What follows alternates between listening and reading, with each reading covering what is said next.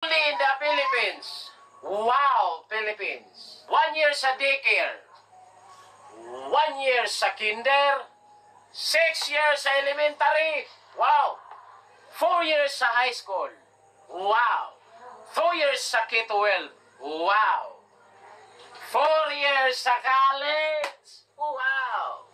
Total 18 years schooling. Pag-apply ng trabaho, pagkatapos mag-aral.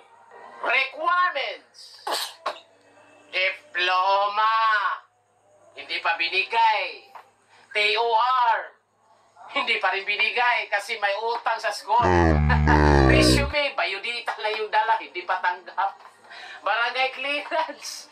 Police clearance. NBI clearance. Hit pa. Birth certificate, hindi tumanggap ng local.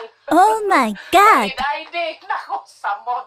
Hindi pa dumating. Medical certificate. Drug test. SSS number. PhilHealth number. Pag-ibig number.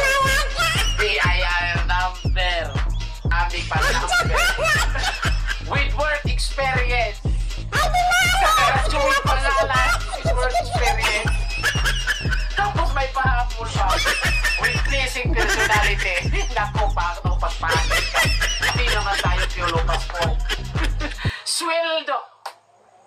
435 minimum wage. Oh my God! Si Borita. South Korea. South Korea. Walang schooling. What? Pass lang ka sa exam. Kahit grade 1, kahit walang grado. Basta may pasa mo yung exam. Sahod mo, 80,000. Hanggang 150,000. Anong pipiliin mo? South Korea, Philippines. South Korea na lang tayo, mag-review na lang tayo. Hichime kokoro! Anyo, choro-choro! Sumnida! South Korea!